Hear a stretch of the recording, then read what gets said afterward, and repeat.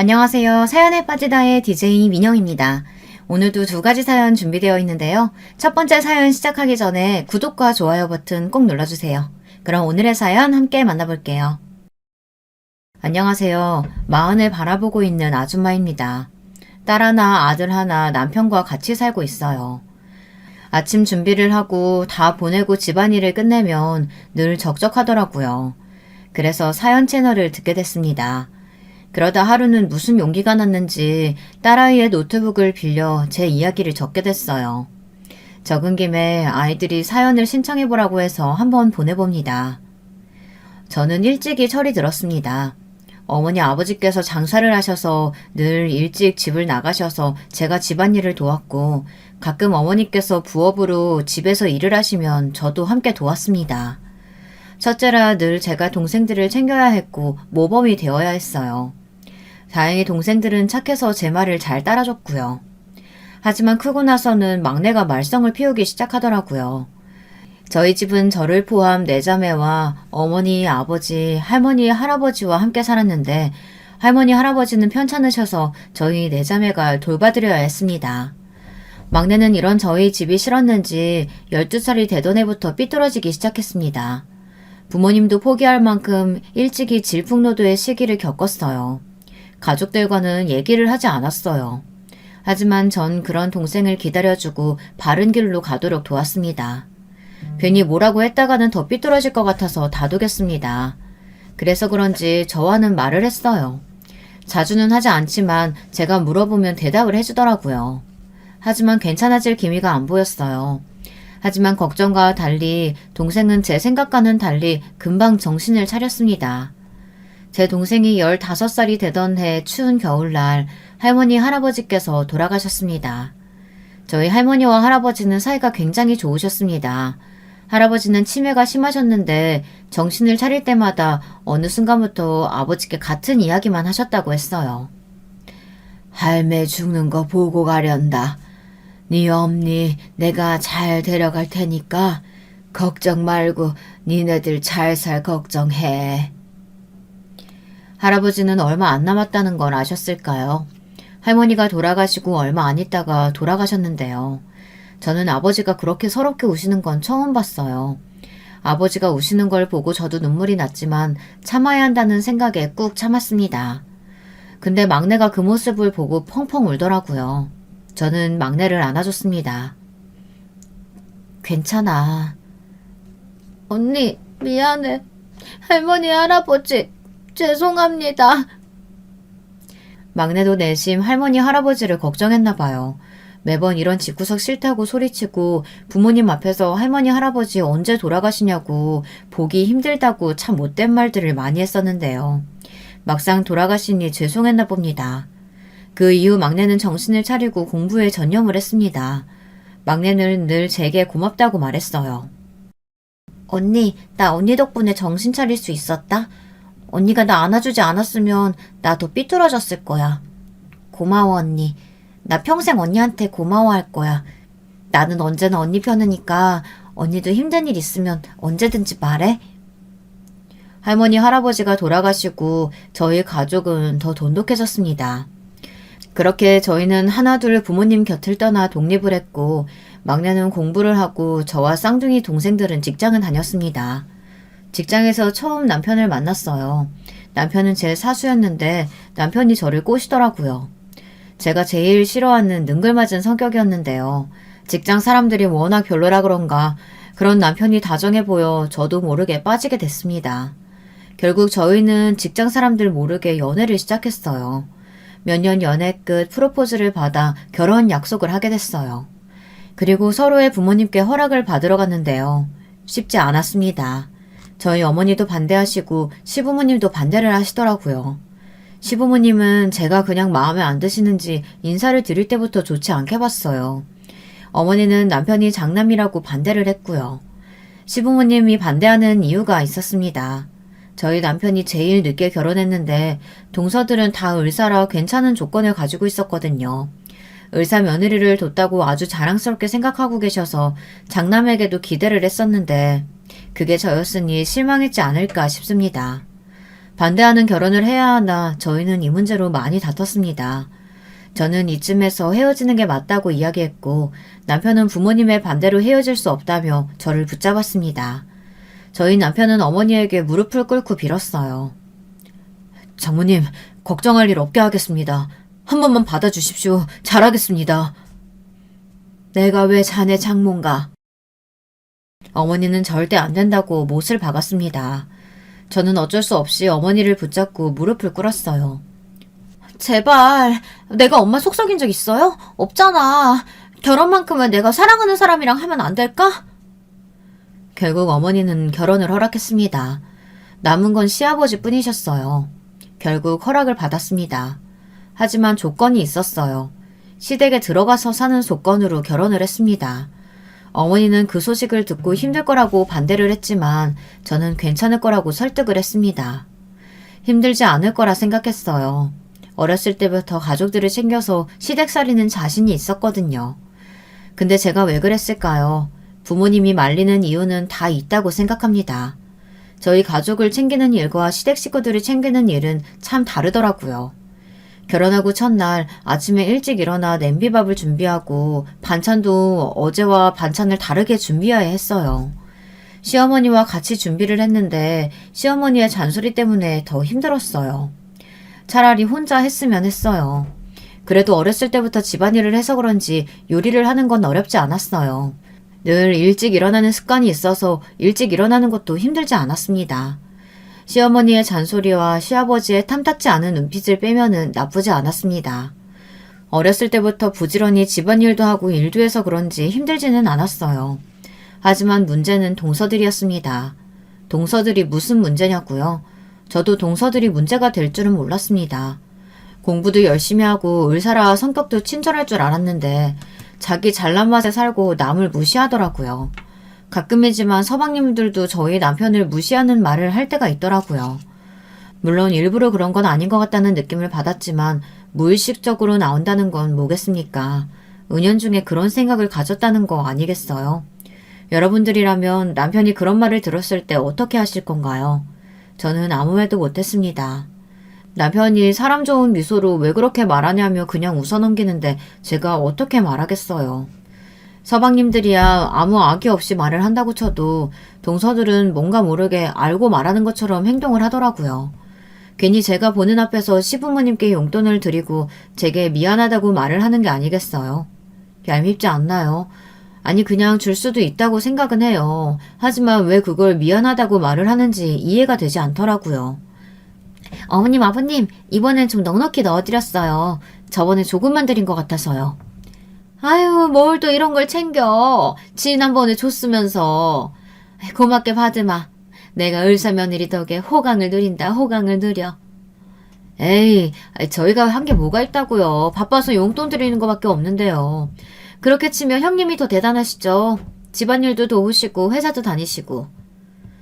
첫째야 바쁘지도 않고 빠듯한데 이렇게라도 일을 해야지. 대단하긴. 아유 나는 이만 좀 쉬러 가야겠다. 이렇게 보면 제가 그냥 예민한 사람처럼 보일 수도 있는데요. 동서는 늘 저를 한번 보고 용돈을 드리더라고요. 마치 자랑하는 것처럼요. 형님 죄송해요.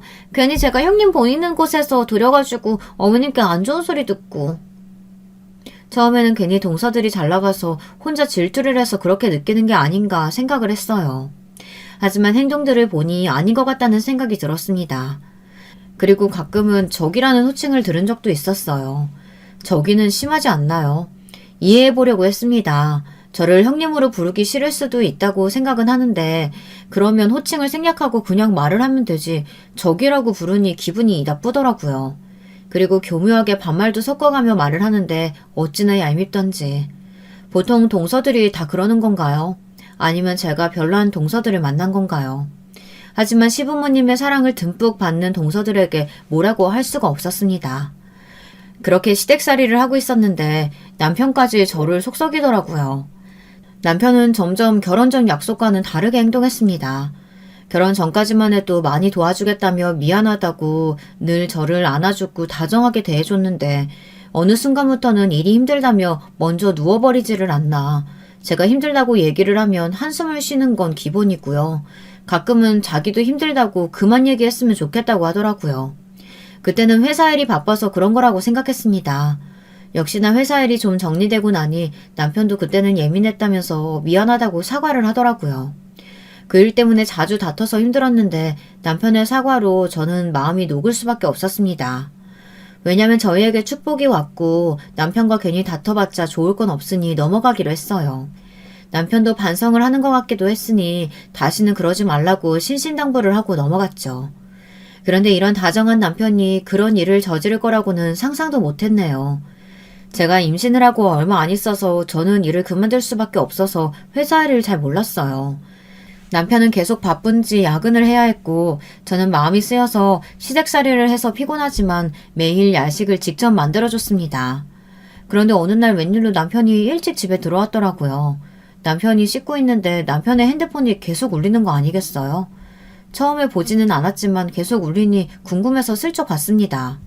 그런데 이게 무슨 일인가요? 여자 이름인 것처럼 보이는데 오늘 점심 맛있었다며 감사하다고 연락이 온 게 아니겠어요? 점심으로 무슨 유난인가 싶죠. 그날 점심은 뭐 먹었냐고 물어봤을 때 제가 아는 직원과 국밥을 먹었다고 했는데 저 여자는 파스타가 너무 맛있었다고 말했거든요. 남편이 왜 거짓말을 했는지는 모르겠지만 저는 떨린 손을 붙잡고 남편의 연락을 받습니다. 별 특별한 내용은 없지만 야근을 한다고 한 날 저녁을 같이 먹은 것 같았고 다정하게 연락을 주고받은 걸 다 봤어요. 저는 너무 속이 울렁거리고 심장이 떨려서 침대에 들어가서 이불 속에서 숨죽이고 울었습니다. 그런 남편은 씻고 나와서 이불 속에 들어가서 저를 안고 오늘도 수고했다고 말했어요. 그런데 제가 울고 있으니 남편은 놀라서 무슨 일이냐고 물어봤어요. 그때 얼마나 가증스럽던지 저는 모르겠냐고 물어봤어요. 남편은 당황해서 말을 더듬더라고요.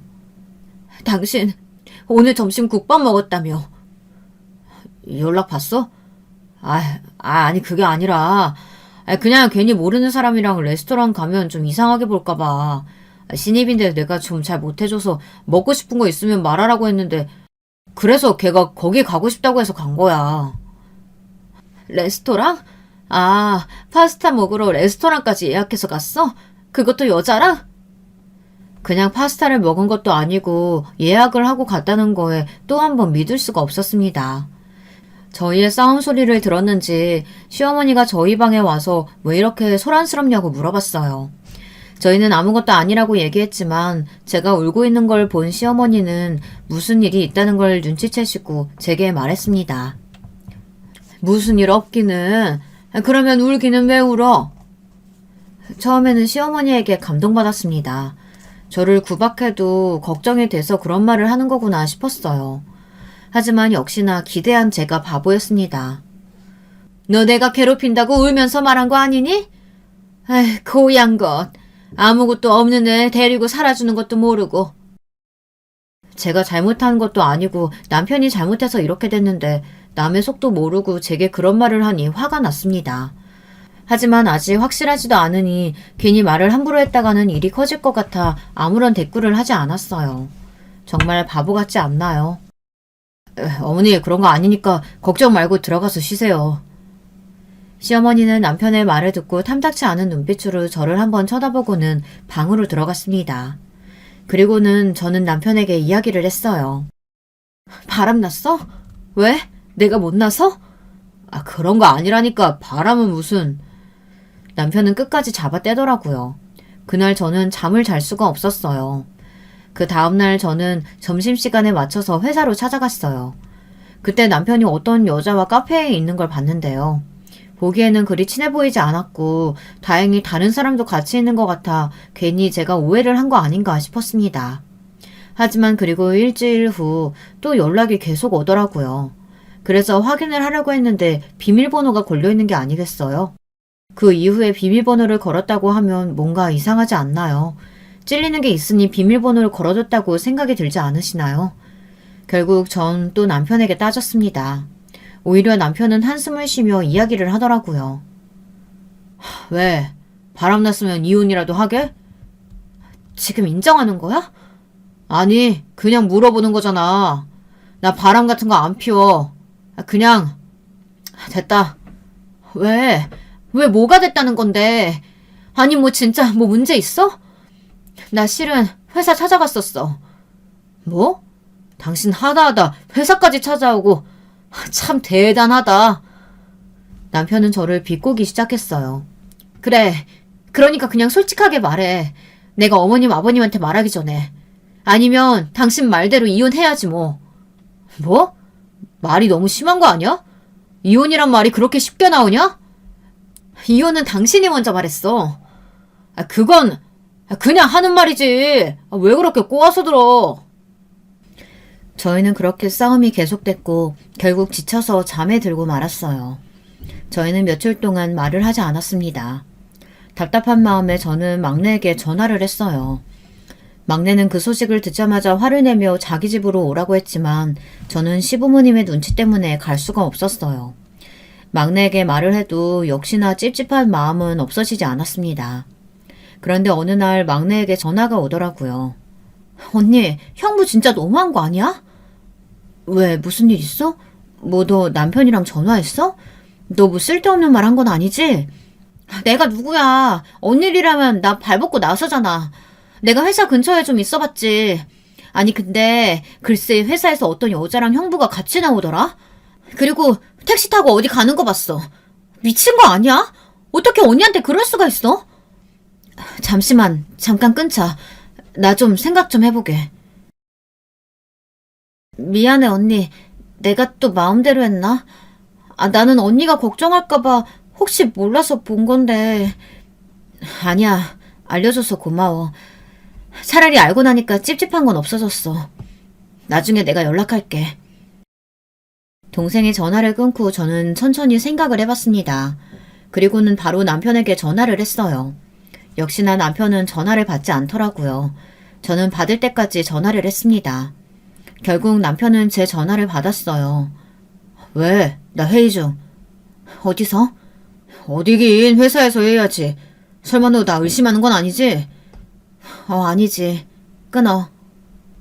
이로써 남편의 바람이 확실해졌어요. 그렇지 않고서야 거짓말을 할 리가 없잖아요. 안 그런가요? 저는 우선 집에 올 때까지 기다렸습니다. 남편은 9시가 좀 넘어서 집에 왔어요. 당신은 회사가 밖에 있나 봐. 택시 타고 그 여자랑 어디 갔니? 재밌어? 사람 놀리니까? 무슨 소리야. 회의했다니까. 막내가 당신 어떤 여자랑 택시 타고 가는 거 봤대. 나한테 전화 왔어. 그럼 막내가 나한테 거짓말한 거니? 미쳤다고 막내가 나한테 그런 거짓말을 해? 한 번만 더 그러면 어머님 아버님한테 말할 줄 알아.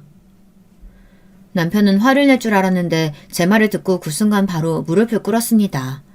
처음엔 남편의 반응 때문에 당황했어요. 남편은 다시는 그러지 않겠다고 말하면서 잘못했다고 말했습니다. 저는 고민을 했어요. 지금 아이도 있고 한 번인데 이 정도는 용서를 해야 저도 잘 살 수 있지 않을까 생각을 했어요. 여러분 같으면 어떻게 할 것 같나요? 참고 살 수 있으신가요? 아니면 이혼을 할 건가요? 저는 아이를 생각해서 이혼은 아직 아니라고 생각했습니다. 나중에 또 바람나면 그때는 참을 수 없겠지만 이번이 처음이니 저는 넘어가기로 했어요. 그리고 한 번만 더 그러면 시부모님께 말을 한다고 했죠. 시부모님은 재혼을 하셨는데 서로의 아내와 남편이 바람나서 이혼을 했다고 들었거든요. 그래서 시부모님은 바람을 극도로 싫어한다는 사실을 알고 있었습니다. 남편이 바람났다는 걸 아는 순간 아무것도 없이 쫓겨날 겁니다. 그럼에도 불구하고 제가 시부모님께 아직 말을 못한 건 쫓겨난다면 틀림없이 저도 아무것도 없이 나가게 할 게 분명해서 말을 못했던 겁니다. 장손이라고 집에 살면서 이것저것 해줬는데 바람 피운 걸 아는 순간 모든 지원을 끊을 게 틀림없었어요. 그 이후로 그 여자를 정리했는지 일찍 집에 들어오고 핸드폰 비밀번호도 없앴더라고요. 그리고 제 눈치를 보며 제가 조금만 힘들어해도 힘든 거 있냐며 저에게 안마를 해주는 게 아니겠어요. 처음부터 그러면 됐었는데 걸리고 나서 이런 행동을 하니 씁쓸하기는 했습니다. 그래도 노력하는 모습을 보면 자기도 반성하는 것 같아 다 받아줬어요. 그리고 저는 출산을 하게 됐고 남편은 지극정성으로 저를 돌봐주었고 저는 그 모습에 마음이 풀어져 바람 피운 걸 잊어야겠다고 결심했습니다. 그런데 이 모습이 시어머니 눈에는 꼴불견이었나 봅니다. 어느 날 시어머니가 제게 한 소리를 하더라고요. 아니 남편을 얼마나 삶아 먹었으면 우리 애가 찍소리도 못하고 눈치 보면서 행동하니? 너 우리 애한테 너무 뭐라고 한 거 아니야? 진짜로 억울했습니다. 저는 당장이라도 남편의 외도 사실을 말하고 싶었지만 참았어요. 어머니, 저는 아무 말도 안 했는데 남편이 그러는 거예요. 저는 뭐 아무것도 안 했어요. 출산하고 힘들어해서 그런 거 아닐까요? 그런데 그 이후로 시어머니의 행동이 조금 달라지시더라고요. 원래도 제게 친절하게 대하지는 않았지만 뭔가 모르게 조금 차별을 당하고 있다는 생각이 들더라고요. 시어머니가 밥 먹을 때도 차별을 하지 뭡니까? 가끔 그런 시어머니가 있다고는 들었거든요. 근데 저희 시어머니가 그럴 줄은 몰랐습니다. 아무리 그래도 유치하게 이런 차별은 안 할 거라고 생각했는데 사소한 걸로 차별을 두더라고요. 먼저 밥을 먹을 때 저는 전에 남았던 밥을 주고 다른 식구들은 다 갓 지은 밥으로 주더라고요. 하지만 저는 어릴 때부터 동생들에게는 갓 지은 밥을 주고 저는 남은 밥이나 동생들이 먹다 남은 반찬들과 밥을 맛있게 먹었어서 아무렇지도 않았어요. 또 고기를 먹을 때 저만 탄 부분을 주더라고요. 하지만 그것 또한 어릴 때부터 괜찮은 부위는 동생들에게 주고 저는 좀 타거나 지방이 많은 부분을 먹어서 그런지 아무렇지도 않았습니다. 그저 그냥 차별하는 게 눈에 보여서 그거 자체가 기분이 안 좋았어요. 그런데 제가 잘 먹어서 그런가 시어머니가 약이 오른 게 보이더라고요. 어느 날은 제게 살을 빼야 하지 않겠냐며 밥을 강제로 조금만 주는 게 아니겠어요? 저는 원래 살이 잘 찌는 체질이 아니라 말랐었는데 임신할 때 좀 많이 먹어서 정상 체중보다 조금 위로 쪘었거든요. 임신을 했어도 절대 뚱뚱한 편이 아니었는데 그냥 제가 꼴 보기 싫었는지 다이어트를 하라고 하더라고요. 출산 후에도 여자는 몸매 관리 좀 해야지. 계속 밥만 먹으니 그렇게 배는 안 빠지지. 너 앞으로 조금만 먹어라. 산후조리도 제대로 못하고 시댁살이 하느라 몸이 지쳐있는데 밥까지 못 먹으니 힘이 없더라고요. 밥을 조금만 먹으니 기운도 안 나고 제대로 집안일을 할 수가 없었어요. 너는 엄마가 돼서 힘을 좀 내야 되는데 매일 힘이 없이 다니니 애가 뭘 배우고 배우겠어? 힘 좀 주고 다녀. 그 말을 듣고 시어머니는 찔렸는지 더는 그 소리를 안 하더라고요. 그 이후로 저녁 때는 식사량이 조금 늘기는 했지만 여전히 부족했습니다. 그런데 그 덕에 남편이 맛있는 간식들을 사오기 시작하더라고요. 남편은 시어머니가 가끔 이상한 고집을 피울 때가 있다고 그러면서 몰래 맛있는 음식들을 제게 주더라고요. 그래서 저는 그걸로 버틸 수가 있었어요. 하지만 매번 간식으로만 버틸 수 있는 게 아니잖아요. 매번 밥은 조금 먹지 야식 먹고 바로 잠을 자야 하니 위가 좋을 리가 있겠습니까? 몸이 너무 안 좋아져서 저는 앓기 시작했어요. 그래서 아무것도 못하고 침대에서 일어날 수가 없었어요. 미안해서 그런지 아니면 자기가 집안일을 하기 싫어서 그런지 어머니가 죽을 끓여다 주더라고요. 얘가 비실비실해서는 나 원참 이거 먹고 얼른 정신 차리거라. 그 이후 어머니는 제게 살 빼라는 이야기를 하지 않으셨어요. 시어머니가 얄밉기는 했지만 이 정도는 괜찮았고 그 덕에 남편이 저를 더 잘 챙기는 계기가 돼서 나쁘지만은 않다고 생각했습니다. 그 이후로도 조금씩 제게 차별을 했지만 원래 제가 무던한 성격이라 그런지 참고 넘길 수 있었어요.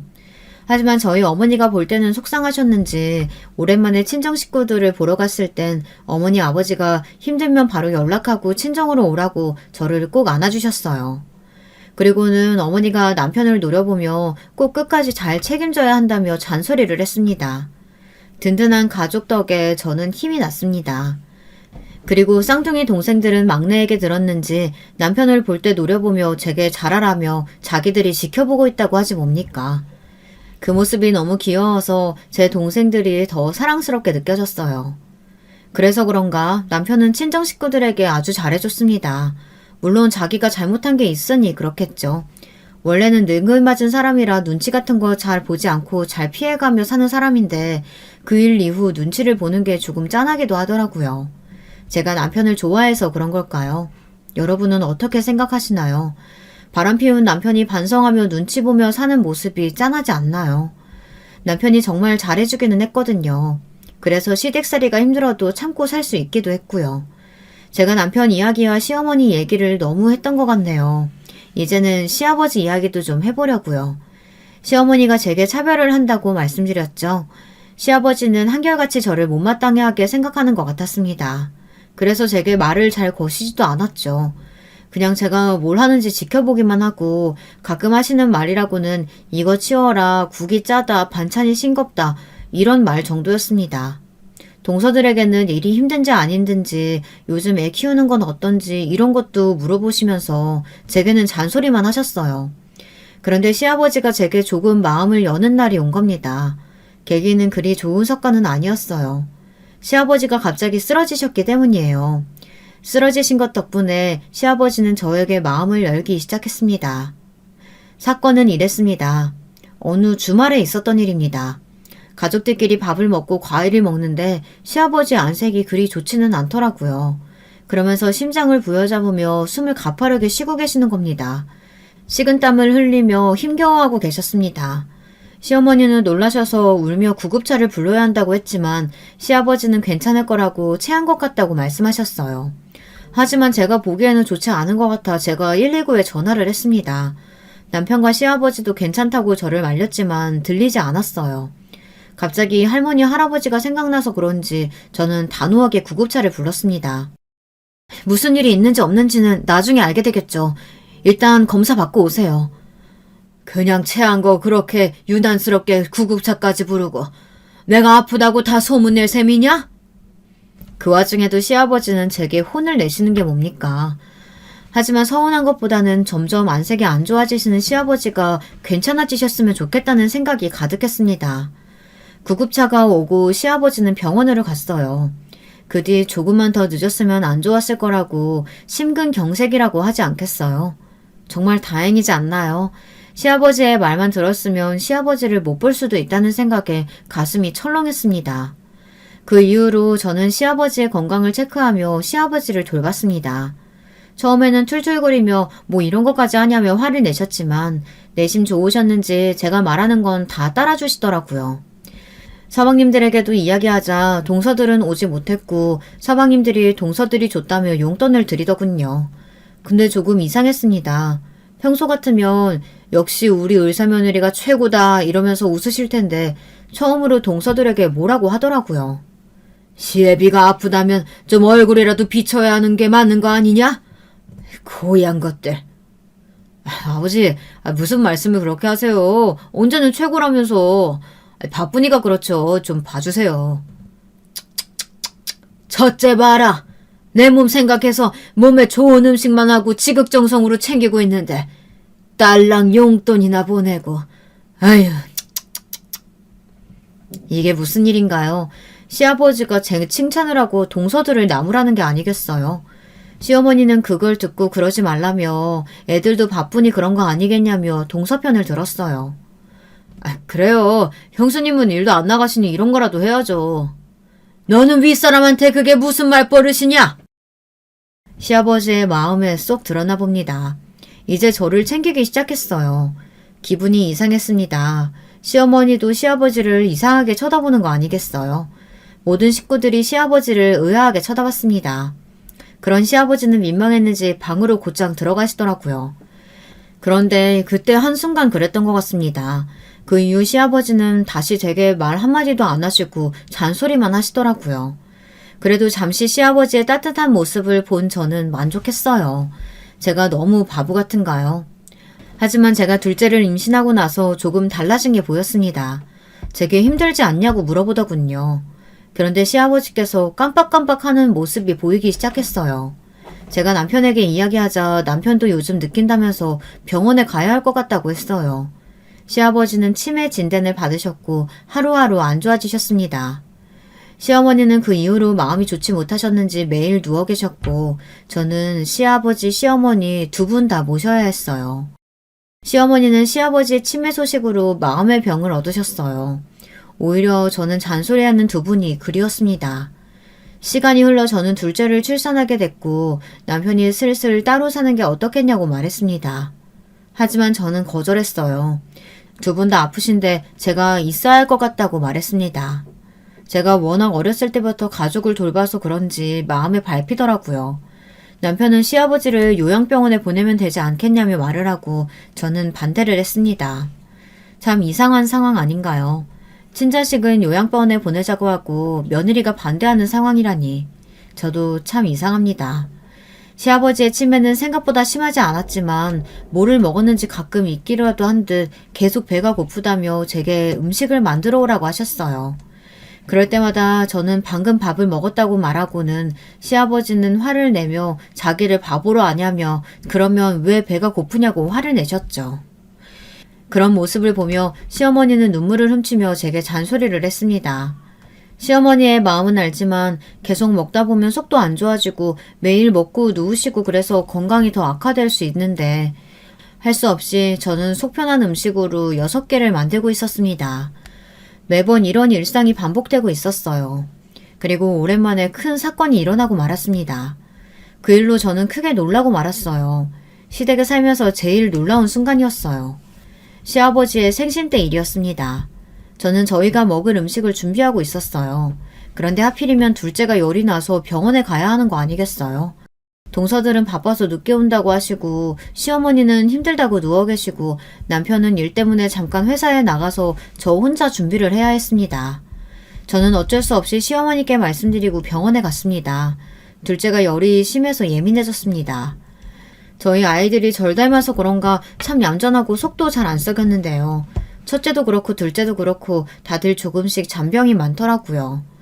그래서 그것 때문에 속을 좀 알았는데 하필 시아버지 생신 때 아파서 저는 이것저것 신경 쓰느라 예민해질 수밖에 없었어요. 순간 저도 피곤함과 서러웠던 게 터졌는지 누워있는 시어머니가 너무 원망스럽고 회사에 있는 남편에게 화가 났고 바쁘다고 늦게 오는 동선에도 참 밉더라고요. 누구는 이렇게 고생하며 생신을 준비하고 있는데 나머지 식구들은 마음 편하게 하고 있으니 말이에요. 병원에 다녀온 뒤 저는 다시 음식을 준비했습니다. 평소 같으면 아무렇지 않게 준비했을 텐데 너무 힘이 들더라고요. 그래도 어쩌겠어요. 제가 하지 않으면 아무도 할 사람이 없는데. 저는 동서들에게 전화를 했습니다. 동서들은 바빠서 일찍 못 간다고 말했는데 왜 전화하냐며 짜증을 내는 게 아니겠어요.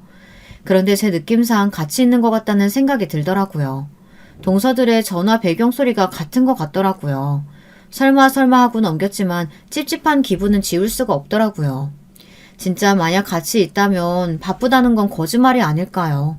남편이 돌아와 저를 도와 음식을 나르고 둘째를 봐줬습니다. 그러니 그제서야 동서네가 도착했더라고요. 그런데 같이 도착하는 게 아니겠어요? 둘이 어떻게 같이 왔대? 잠깐 시간 맞아서 같이 만나서 왔어요. 저기 커피 마시죠? 커피 사왔어요. 고마워 동서. 그리고 저기가 아니고 형님. 제가 너무 예민했나 봅니다. 평소에는 별말 없이 넘길 텐데 그날은 화가 났는지 짚고 넘어갔어요. 형님, 에이 자기도 모르게 그냥 한 말인데 그걸 민망하게 짚고 넘어가요 무슨. 그래 피곤하면 그럴 수 있지. 아가 그래도 저기가 뭐니? 형님이라고 불러야지. 시어머니는 동서들이 와서 기분이 좋아졌는지 기운을 차렸더라고요. 시아버지의 생신 축하가 시작되고 저희는 다 같이 음식을 먹었습니다. 그런데 서방님이 살짝 음식이 싱겁다며 다시 해야겠다고 하는 게 아니겠어요?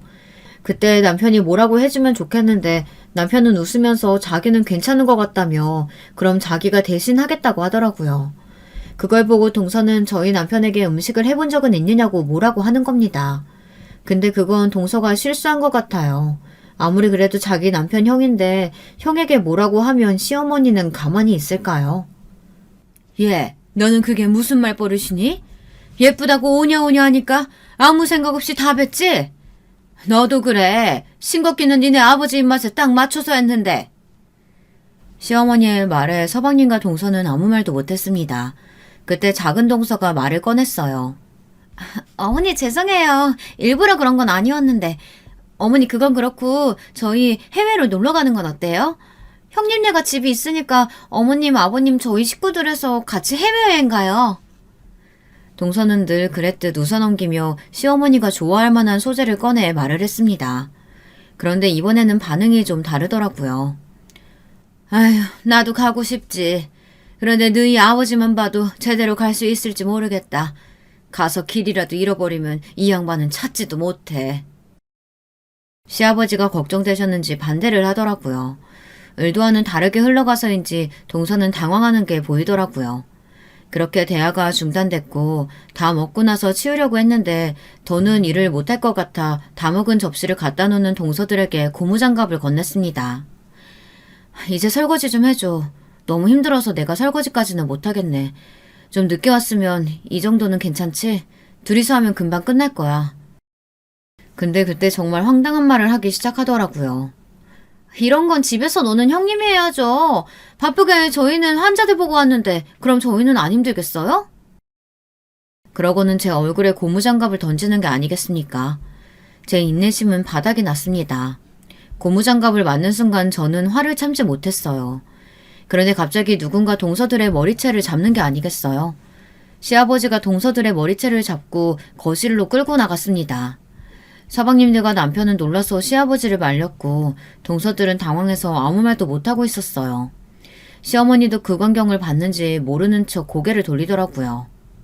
고무장갑을 던져? 이게 어디서 버르장머리 없게 윗사람 얼굴에 고무장갑을 던져? 뭐? 재수씨, 지금 우리 마누라 얼굴에 고무장갑 던졌어? 너희들이 그렇게 잘났어? 어디서 던지기는 던져? 이년들아, 내 하나밖에 없는 며느리 얼굴에 고무장갑을 던져? 순간 저는 잘못 들은 줄 알았습니다. 하나밖에 없는 며느리라니 시아버지는 치매 때문에 착각을 하고 있는 게 틀림없었어요. 아버님 진정하시고 하나밖에 없다뇨. 저희는 뭐예요. 그렇게 예쁘다 예쁘다 하셨으면서 제 머리채를 잡는 게 어딨어요. 뭐? 이년이 또 말대답을 해? 너 언제 정신 차릴래? 시아버지는 또 동서들의 머리채를 잡으며 흔들기 시작했습니다. 아버님 진정하세요. 진정? 지금 진정하게 생겼냐?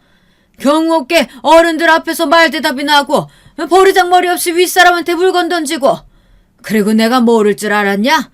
니들들 다 첫째 무시하고 살았잖아. 우리가 무시한 적이 없는데 니네가 무시를 해. 그리고 너네 내가 아팠을 때 한 번이라도 보러 온 적은 있었냐? 힘내라고 돈만 딸랑 보내고 그럼 늙은 노인네가 돈 들어왔다고 좋아할 줄 알았어? 첫째는 이것저것 힘들다고 몸보신할 거 챙겨주고 왔는데 니네는 뭘 했다고 그렇게 당당해? 아버님 너무 하시는 거 아니에요? 저희 예쁘다고 할 땐 언제고 이렇게 머리를 뜯으시면 조용히 안 해? 너 니네가 그동안 무시한 거 혼 좀 나봐야 정신을 차리지 이것들이. 시아버지는 계속 동서들의 머리채를 잡았어요. 여보 좀 말려봐. 아버님 미치셨어요? 아니 미쳐도 좀 곱게 미쳐야지 왜 이러세요? 앞으로 저희 안 올 거예요. 이 할아버지가 미쳤나? 왜 이래? 그때 둘째 서방님이 시아버지에게 동서를 떼어내시더니 동서의 뺨을 때렸습니다. 순간 저희 식구들은 모두 조용해졌어요. 너 미쳤어? 할아버지? 곱게 미쳐? 미친 건 너지. 지금 아버지한테 뭐라고? 네가 잘못했으면서 어디서 소리를 쳐? 미쳐? 아니 아버님이 아무것도 아닌데 머리채를 잡는데 미치지 않고서야 내 머리를 잡을 수가 있어? 그리고 미친 건 너지. 왜 나를 때려? 너 미쳤어? 잘못은 네가 했지. 네가 형수 얼굴에 고무장갑 던졌다며. 그리고 아버지한테 그게 무슨 말버릇이야? 그런데 너가 왜 내 뺨을 때리냐고. 미쳤어? 너? 지금 너네 아들한테 너라고 미쳤냐고? 너 미쳤니? 너보다 나이 훨씬 많은데 너? 이게 오냐 오냐 하니까 눈에 뵈는 게 없지? 이 미친년이 내 아들을 무시해? 어머니는 또 동서의 뺨을 때리려고 했습니다. 저는 어머니를 말렸어요. 이제 그만하세요. 다들 정신들 좀 차려보세요. 저는 모든 가족들을 다 말렸습니다. 동서 사과해. 나한테 고무장갑 던진 거, 그리고 나 무시한 거. 그리고 아버님, 저를 위해 그러신 거 감사해요. 그런데 저도 당황스럽네요. 동서들 예뻐하고 저 무시해도 참았고요. 어머님이 저 차별하고 그거 다 참았어요. 그리고 서방님들도 그래요. 제 남편 은근슬쩍 무시하고 동서들이 저 무시하는 거 알면서도 아무 말도 안 하셨잖아요. 그런데 이제 와서 왜 이러시는 건데요? 저는 답답한 마음에 그동안 못했던 말을 다 토해냈습니다. 그리고 그거 아세요? 어머니가 제 남편 삶아먹었다면서 뭐라고 하고 차별한 거, 그거 애기 아빠가 다 잘못해서 그런 거예요. 어머님, 아버님 아시면 쓰러질까봐. 어머님, 아버님이 제일 싫어하는 행동에서 제가 말도 안 하고 그동안 참은 거라고요. 남편은 놀란 눈으로 저를 쳐다봤어요. 여보, 그게 무슨 소리냐? 왜, 내가 몰랐을 것 같아?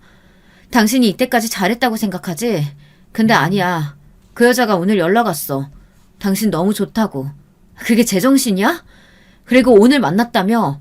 오늘 회사 간다고 나갔잖아. 근데 말하던데? 자기랑 만났다고?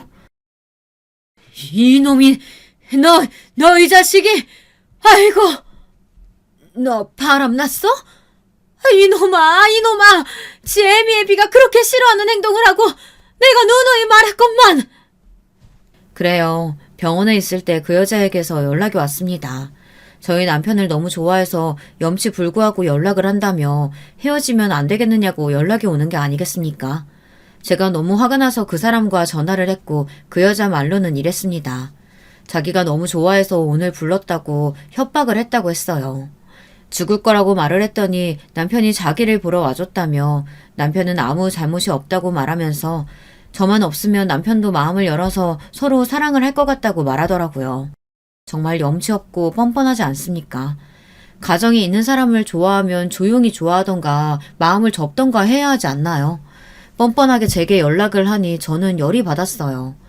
남편은 아무런 잘못이 없다더니 거짓말을 하고 나간 게 너무 배신감이 들었습니다. 나중에 말을 하려고 했는데 결국 저도 참다 모든 걸 다 뱉어버렸습니다. 오히려 마음이 홀가분해졌어요. 그게 아니고 죽겠다고 그러니까 나갈 수밖에 없었어. 나는 말했어. 더는 안 좋아한다고. 당신밖에 없다고. 이놈아, 너는 그게 말이냐? 그리고 시아버지가 제 남편 뺨을 때렸습니다. 솔직히 좀 놀랐어요. 시아버지가 남편을 때릴 줄은 몰랐거든요. 저희 집은 개판이 되었습니다. 아이들은 처음부터 놀라 방으로 피해 있었고 저희는 때리고 말리고 욕이 날아가고 아주 난리가 났었어요.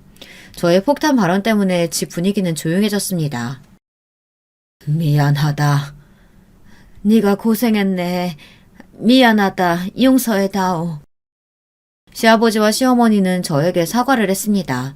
저는 조용히 눈물을 훔쳤어요. 그렇게 저희 일은 마무리가 됐어요. 동서들은 어떻게 됐냐고요?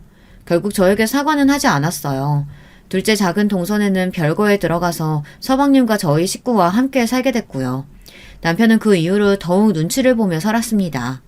그리고 시부모님은 저를 지극정성으로 아끼며 제게 잘해주셨어요. 하나밖에 없는 참한 며느리라고 사람들에게 칭찬을 하며 저를 아껴주셨죠. 잘됐지만 조금 씁쓸하더라고요. 힘들지 않을 수가 없었어요. 그래서 막내에게 이 힘든 일을 다 털어뒀습니다. 막내는 화를 내며 뭐 그런 사람들이 다 있냐고 어디서 일을 하냐고 물어보더라고요. 자기가 한 소리 하겠다고 하지 뭡니까? 막내도 의사거든요. 막내의 남자친구도 의사인데 남자친구의 후배가 작은 동서이지 뭐겠어요. 세상 참 좁지 않나요? 막내가 남자친구에게 부탁을 했나 봅니다. 막내는 성격이 불같아서 동서와 직접 만났고 한 소리를 했다고 했어요. 웃기지 않나요? 막내가 제게 이렇게 말하더라고요. 자기 앞에서는 찍소리도 못했다면서 그러더군요. 아니 내가 오빠한테 부탁했지. 처음에는 오빠도 자기 후배인데 좀 그렇다고 말했는데 내가 얘기를 했거든. 그랬더니 오빠도 화난다면서 무슨 그런 싸가지가 다 있냐고 바로 전화를 하더라고.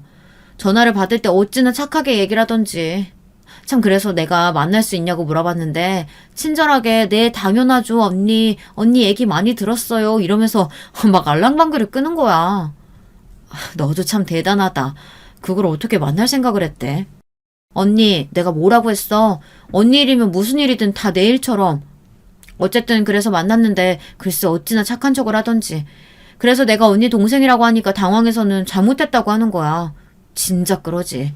아마 언니한테 전화 갈 거야. 막내가 참 든든했습니다. 작은 아이가 언제 이렇게 커서 저의 버팀목이 됐나 싶더라고요. 그리고 며칠 뒤 작은 동서에게 전화가 왔습니다. 여보세요? 작은 동서는 말이 없었습니다. 사과하는 게 정말 싫었겠죠. 하지만 어쩔 수 없이 해야 하니 말이 안 나왔을 수 있지 않겠어요? 왜 전화했는데? 형님, 죄송해요. 그런 행동 하면 안 됐었는데 죄송합니다. 이제 와서 사과하는 이유가 있을까? 억지로 하는 거지. 그래도 사과는 했으니까 넘어갈게. 그리고 앞으로 우리 보지 말자.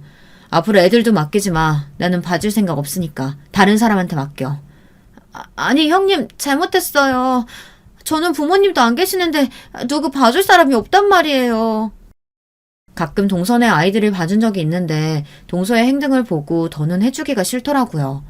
그래서 저는 이번 기회에 단호하게 말했습니다. 그건 동선의 사정이고 나도 나 무시하는 사람 만나기 싫어. 이젠 어머님도 안 봐주신다고 하지? 그러게 왜 그런 행동을 했어? 나중에 다 자기한테 돌아올걸. 그렇게 저는 작은 동서네와 인연을 끊었습니다.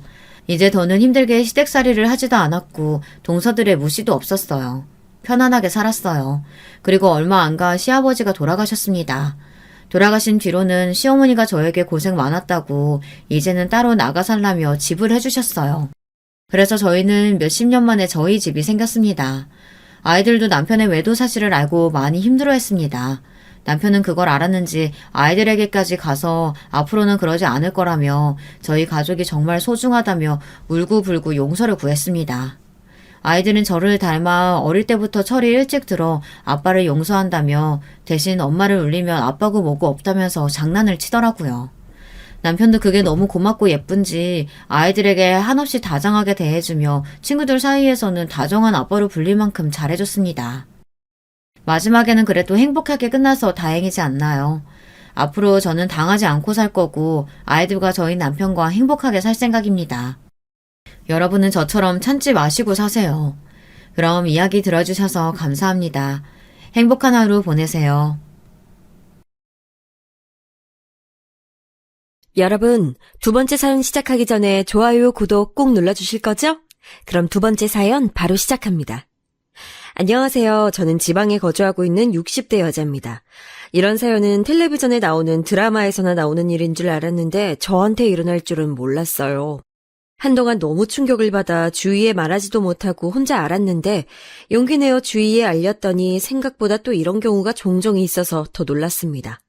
하지만 그래도 저는 제 인생에 이런 일이 일어날 줄은 몰랐기 때문에 충격이 컸는데 이 사연을 딸이 제보하자고 해서 제보하게 됐어요.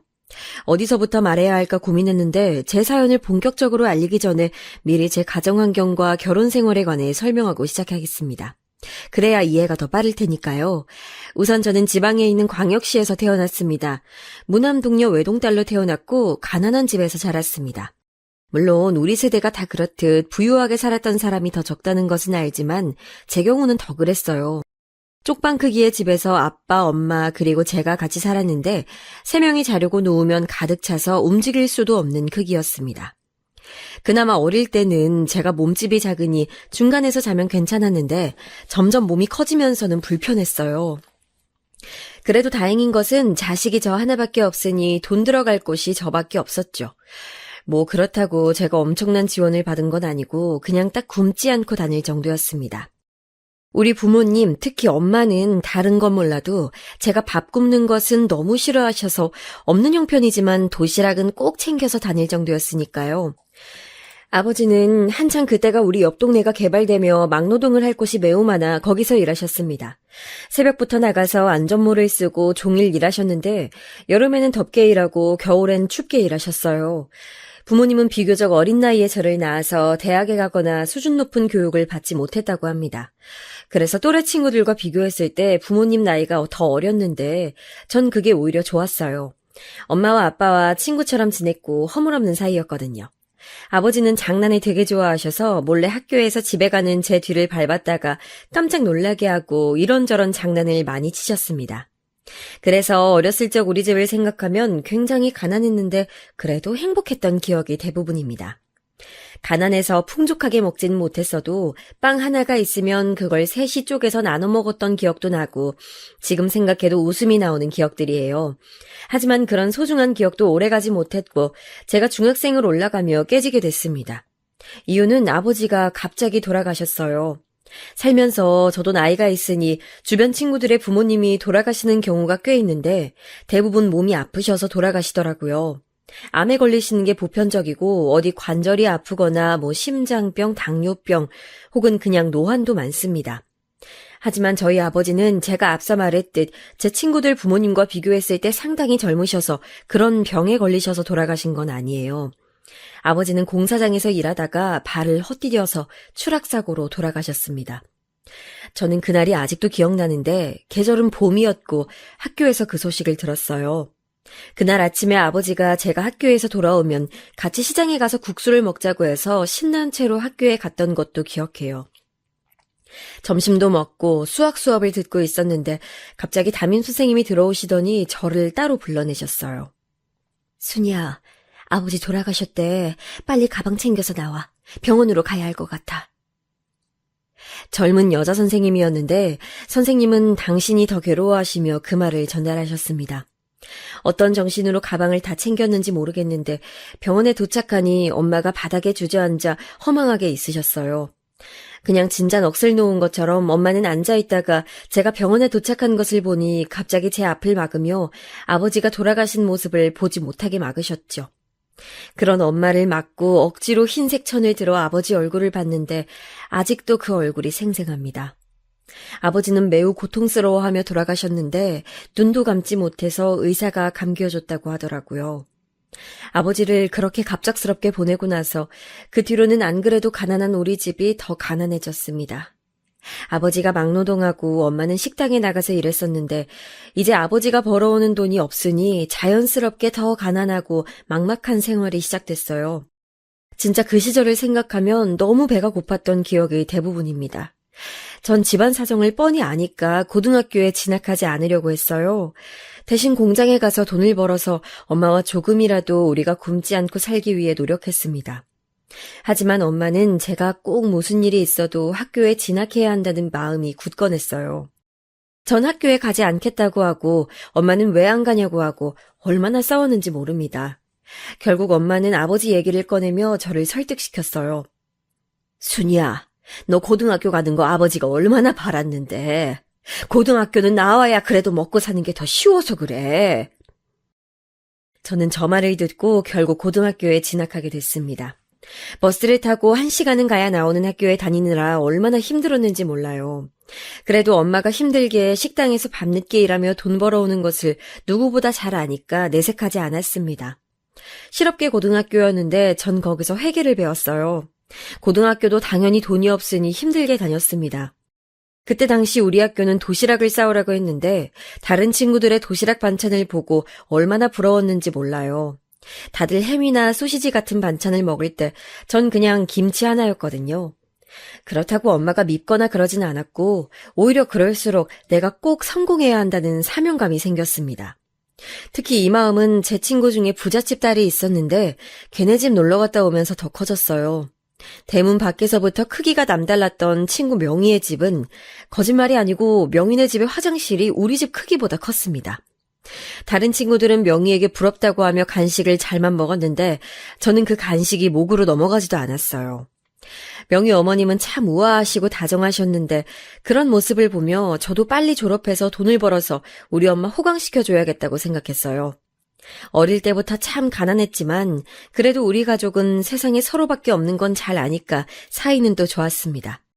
아버지가 돌아가시고 나서는 특히 더 그랬어요. 엄마와 저는 사소하게 다투기도 하면서도 늘 서로가 우선이었습니다. 3년이 지나고 졸업하게 됐는데 엄마는 제 고등학교 졸업식 날 얼마나 울었는지 몰라요. 좋은 날이니 울지 말라고 해도 엄마는 눈물을 멈추지 못했습니다. 그리고 저는 고등학교 졸업식을 하기도 전에 취업하게 됐는데 학교에서 우수 학생들만 뽑아서 대기업에 합격시켜주던 제도가 있었어요. 아마 상고를 나오신 분들은 다 아실 텐데요. 전 제가 제대로 살기 위한 유일한 방법은 공부밖에 없는 것을 알았기 때문에 엄청나게 열심히 공부했습니다. 다행히 그런 저를 학교 선생님들이 예쁘게 봐주셔서 무사히 우수한 성적으로 취업도 할 수 있었어요. 다 좋았지만 한 가지 안 좋았던 점은 바로 엄마와 떨어져야 한다는 소식이었습니다. 제가 태어났던 곳도 광역시라 발달이 더딘 건 아니었는데 합격한 회사는 서울에 있었기 때문에 저는 홀로 서울로 가게 됐어요. 처음엔 엄마도 같이 서울에 가려고 했는데 현실적으로 집을 다시 구하는 게 힘들기도 했고 또 둘이 살 곳을 구하는 것은 훨씬 더 힘들었습니다. 그래서 저는 혼자 20살이 되자마자 서울로 올라왔어요. 엄마와 둘이 살던 집도 작았는데 서울에 와서 혼자 살게 된 집은 더 작았습니다. 그 공간은 집이라기보다는 방이라고 해야 맞는 것 같은데 옥탑방이었어요. 버스를 2번 갈아타서 회사에 가야 했는데 그래도 돈을 버니까 그것마저 좋았습니다. 회사 상사들에게 잘 보이려고 출근도 빨리 하고 얼마나 애썼는지 몰라요. 물론 좋은 점만 있던 것은 진짜 당연히 아니고 처음 하는 사회생활은 상처를 더 많이 가져다 주었습니다. 퇴근하며 우는 것이 일상이었는데 엄마와 연락할 땐 아무렇지 않은 척 했었죠. 그렇게 3년을 일하면서 저는 최소한의 돈만 남겨두고 죄다 저축했었는데 엄마한테도 매달 돈을 보내줬습니다. 외식도 하지 않고 사고 싶은 것도 절대 사지 않고 옷도 한두 개로 돌려 입으며 차곡차곡 돈을 모았어요. 남들은 다 하는 연애도 하지 않고 열심히 돈을 모으고 있었는데 전 어느 날 청천벽력 같은 소식을 듣게 됐습니다. 바로 엄마가 아프다는 소식이었어요. 엄마는 제가 그 소식을 아는 것을 극도로 싫어하셨는데 병원 응급실에서 저한테 전화가 와서 알게 됐습니다. 심지어 심각한 사안이라기에 저는 다니던 회사를 그만두고 다시 광역시로 내려왔어요. 제가 이걸 말하면 저를 이해 못하는 분들도 많던데 당시에 저는 엄마가 세상 전부였고 제가 돈을 버는 이유도 엄마였습니다. 아버지도 안 계시고 유일하게 남은 가족이 엄마 한 명이 유일했는데 엄마가 돌아가시면 저는 제 인생도 끝나는 줄 알았어요. 엄마는 결사반대하며 말렸지만 회사를 그만두고 내려가는 결정 자체를 후회한 적은 단 한 번도 없습니다. 그만두기 전에 회사 부장님이 저를 붙잡으며 차라리 엄마를 서울로 모시고 오라고 하셨는데 저도 당연히 그 생각을 해봤어요.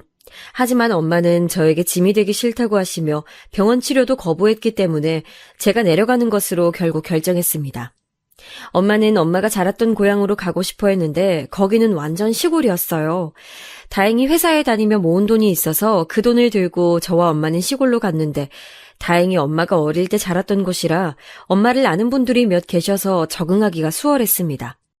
엄마는 고향에 가니까 마음이 편해지신 건지 차도가 점점 좋아지셔서 의사가 말했던 기간이 지나도 계속 살아 계셨어요. 저는 시골에서 일자리를 찾으려고 노력했는데 서울에서 다녔던 큰 회사는 당연히 시골에 없었습니다. 결국 저는 버스터미널 옆에 작은 식당을 하나 열어서 동네 주민들과 외지인들에게 국수를 팔게 됐어요. 엄마는 서울에서 멀쩡하게 회사 생활을 하던 딸이 당신 때문에 시골에서 국수를 판다고 속상해하셨지만 그래도 저는 행복했습니다. 엄마랑 저는 떨어질 수 없는 사이였고 그때 저한테는 엄마가 1순위였으니까요. 아는 사람이라고는 엄마 한 명뿐이었는데 국수 가게를 운영하면서 나름 주변 상인들과도 친해지고 단골 손님도 생겨서 더 좋았습니다. 어쩌면 장사하는 게 더 나와 잘 맞는다고 느끼게 된 값진 경험이었죠. 그렇게 한 1년 정도 일했을까요? 아침부터 비가 많이 와서 오늘 장사가 과연 잘 될지 의심하며 가게 문을 열었던 날입니다. 그 전날에 엄마를 데리고 광역시에 있던 병원에 다녀오느라 가게 문을 닫았기 때문에 그날은 꼭 열어야 했어요. 장사를 시작하고 다른 날보다는 확실히 손님이 덜 왔는데 오후 3시쯤 어떤 남자 한 명이 들어왔습니다. 동네 사람은 아니었는데 제 또래로 보였어요. 제가 원래 평소에 손님들에게 먼저 말을 거는 성격은 아닌데 그날따라 왠지 말을 걸고 싶어서 걸었더니 역시나 타지 사람이었고 일 때문에 우리 동네에 왔다고 말했습니다. 개발이 진행되면서 우리 동네에 공장이 몇 개 생겼는데 그걸 관리하는 쪽이더라고요. 저보다 2살 많았고 우리는 시간 가는 줄 모르고 대화를 나눴습니다. 그리고 그 손님은 제 첫 번째 남자친구가 됐어요. 알고 봤더니 엄마와 제가 어릴 때 살았던 그 광역시 토박이었고 고등학교도 서로 가까운 곳에서 나왔더라고요. 공통점이 있으니까 우리는 급속도로 친해지게 됐습니다. 이름은 진영이었는데 진영 씨는 제가 엄마를 모시고 병원에 갈 때마다 우리를 도와줬어요. 그러다 보니 엄마도 진영 씨를 마음에 들어 하셨고 당신께서 세상을 떠나도 저를 지켜달라고 진영 씨에게 말하기도 했습니다. 그럴 때마다 진영 씨는 오래오래 살아서 손주들도 봐야 하지 않겠냐고 대답했는데 그게 얼마나 고마웠는지 몰라요. 진영 씨와 사귄 기간이 2년이 지나고 나서 우리는 결혼 얘기를 진지하게 하기 시작했습니다. 다행히 시댁 식구들도 저를 반겨줘서 큰 무리 없이 결혼 진행은 됐는데 문제는 저희 엄마였어요. 엄마는 이미 의사가 말한 기간 이상으로 살고 계셨지만 딸인 제가 봐도 아무리 엄마를 붙잡고 싶어도 엄마는 남은 인생이 얼마 되지 않아 보였습니다. 그래서 결혼을 더 서둘렀는데 시부모님이 그런 사정을 아시고 병원에 입원도 시켜주셨어요. 가난해서 어릴 때 밥도 제대로 못 먹었던 우리 집과 달리 진용 씨의 집은 그래도 아주 재벌까지는 아니어도 꽤 잘 사는 집이었습니다. 그래도 딸 결혼식은 보고 가야겠다는 엄마의 말을 고려해 결혼식 날짜까지 바꿨어요. 시부모님은 엄마가 사실 날이 얼마 남지 않았으니 최대한 엄마 말을 다 들어주라고 저에게 말씀하셨습니다. 그때부터 저는 시부모님이 제 또 다른 부모님이라고 생각하게 됐어요. 그래서 식 날짜도 2달을 앞당겼고 엄마는 겨우 제 결혼식에 참석할 수 있었습니다. 정확히 결혼식 올리고 3주 뒤에 돌아가셨으니 만약 식 날짜를 옮기지 않았다면 엄마는 제 결혼식을 보지 못하고 돌아가셨을 거예요. 이미 엄마가 돌아가실 거라는 것을 알고 있었지만 막상 진짜 돌아가시니까 너무 슬펐습니다. 아버지처럼 갑자기 난데없이 돌아가신 것도 아닌데 눈물이 너무 많이 나와 멈출 수가 없었어요. 결혼하며 국수 가게는 정리하고 남편 본가 옆에 신혼집을 얻어 광역시로 왔기 때문에 종일 신혼집에서 혼자 울곤 했습니다. 그런 저를 남편도 그렇고 시부모님도 그렇고 얼마나 챙겨주셨는지 몰라요. 결혼하자마자 상을 당해서 주위 사람들의 시선도 있었는데 시부모님은 그런 저를 제일 최우선으로 생각하시며 돌봐주셨습니다. 그래도 저도 아버지 때처럼 하늘이 무너지고 세상이 멸망한 것 같은 기분은 오래가진 않았어요. 시어머니가 그때 저에게 하늘에서 2분이 지켜보실 테니 당신들이 저를 딸처럼 여길 거라고 하셨는데 진짜 그 말대로 시부모님은 저에게 잘해주셨습니다. 시집살이가 대한민국의 오랜 전통 아닌 전통이고 실제로 지인들이나 바로 옆집에 살던 사람들을 보면 지독한 집들이 많잖아요. 그런데 저는 전혀 겪어보지 않았습니다. 그렇게 결혼하자마자 고아가 된 저는 남편과 신혼을 시작했는데 시부모님도 그렇고 남편도 저에게 잘해주니 금방 회복해서 평온하게 살고 있었어요. 남편 회사는 제조업 회사여서 출장이 매우 많았는데 그래도 조금이라도 시간이 나면 회사에서 밥을 먹지 않고 집에 와 제 얼굴을 보고 갈 정도로 지극정성이었죠. 제가 혼자 있어서 외로울까봐 시부모님은 저에게 언제든지 집에 와서 저녁을 먹고 가라고 하셨고 실제로 저녁 식사는 시댁에서 먹은 날이 아주 많았습니다. 전혀 저에게 부담을 주는 분위기는 아니었고 실제로 제가 찾아가면 이미 요리는 돼 있었고 설거지는 아예 제가 돌아가면 하셨어요. 청소기라도 돌리려고 하면 제 손에서 뺏어가시고 시어머니가 저를 아주 예뻐하셨습니다. 나중에 알고 봤더니 시댁에도 아픈 사연이 하나 있었어요. 남편이 외동인 줄 알았는데 알고 봤더니 여동생이 한 명 있었다고 합니다. 그런데 그 여동생이 초등학생 때 심하게 아파서 그만 하늘나라로 갔다고 해요. 그때 시어머니가 너무 많이 충격을 받아 한동안 정신병원까지 가서 입원하실 정도였다고 합니다. 저만 보면 그 여동생 생각이 나시는 건지 얼마나 딸처럼 대해주셨는지 몰라요. 지금은 세상에 없는 시누이지만 시어머니는 당신 딸이 크면 같이 하고 싶은 게 많았다고 저를 데리고 쇼핑도 많이 다니고 연극이나 영화도 많이 보러 다녔습니다. 저도 엄마가 하늘나라에 있으니까 각자 소중한 사람을 잃은 슬픔도 공유할 수 있으니 서로 좋았죠. 저야 뭐 부모님이 다 돌아가시고 친척들도 왕래가 끊겨 어디서 뭘 하는지 몰랐던 상황이라 상관없었는데 시댁도 친척이 많은 편은 아니었어요. 그래서 명절 때도 간소하게 차례상만 차리고 시부모님을 모시고 여행도 다니곤 했었죠. 그렇게 신혼생활을 몇 개월 지나고 저에게 아기 천사가 찾아왔습니다. 제 임신 사실을 알고 시부모님은 너무 기뻐서 눈물까지 흘리셨어요. 시어머니는 우리 집으로 와서 청소와 빨래도 하시고 갈비찜이나 잡채, 미역국 등 잔칫날에나 먹을 법한 음식들을 가져오셔서 저희 집 냉장고를 꽉 채워놓으셨습니다. 남편도 기뻐하고 저도 몸 관리를 잘하며 아기를 기다렸어요. 시부모님과 남편의 돌봄 덕분에 저는 무사히 첫째 아이를 출산했는데 성별은 아들이었습니다. 시부모님이 남아선호 사상이 있는 분들은 아니었지만 그래도 아들이라고 하니까 시아버지가 너무 기뻐하셨어요. 그때까지만 해도 저는 제 인생에 이제 더 이상의 고통은 없겠다고 생각했습니다. 하지만 그 기쁨도 오래가지 못했어요. 바로 시아버지가 다니던 회사가 부도가 났습니다. 꽤 높은 자리에 계셨던 시아버지는 그 충격에 바로 알아누우셨어요. 갑자기 생계가 끊기니 시댁은 많이 어려워졌습니다. 남편이 열심히 일해서 시부모님에게 도움을 드리려고 해도 당시 경제가 좋지 않아 그것도 한계가 있었어요. 시아버지의 회사는 도저히 회생 불가능한 상태였고 진짜 하루아침에 실직자가 돼서 시아버지는 방 안에서 나오질 않았습니다. 그렇게 인자하고 박던 시어머니도 웃음기가 사라지고 겨우 우리 아들 볼 때만 살짝 웃으셨어요. 당장 생활비는 그동안 모아놓았던 돈으로 대체했지만 노후가 문제였죠. 남편도 술을 마시는 날이 많아졌고 시어머니는 당신이라도 일해야겠다며 밖으로 나가 공장에 가셨어요. 하지만 시어머니는 평생을 집에서 살림하셨던 분이라 공장에서 일하는 걸 몸이 버텨주질 못했습니다. 공장에서 벌어오는 월급보다 병원에 가서 내둔 돈이 더 많을 지경이었죠. 결국 저는 남편과 상의 끝에 가게를 하나 열기로 결심했습니다. 제가 국수 가게를 하다 남편을 만났잖아요. 그래서 돈을 최대한 끌어모아 작은 크기의 국수 가게를 똑같이 시장에 열게 됐어요. 빚을 내서 열었던 가게라 얼마나 열심히 일했는지 모릅니다. 시어머니도 저를 돕겠다고 나오셔서 도와주셨는데 전 아직 돌도 안 된 아기를 업고 일했어요. 진짜 아무리 아기가 아파도 문을 열었고 최대한 친절하게 손님들을 맞이했습니다. 장사가 그렇게 처음부터 잘 된 건 아니었는데 그래도 망하라는 법은 없는지 꾸준히 찾아주시는 단골들이 생기기 시작했어요. 시어머니도 옆에서 저를 많이 도와주셨고 전 돈을 버는 족족 저금도 하고 시아버지 건강을 챙기려고 시장을 돌아다니며 홍삼부터 몸에 좋다는 모든 음식을 사서 드렸죠.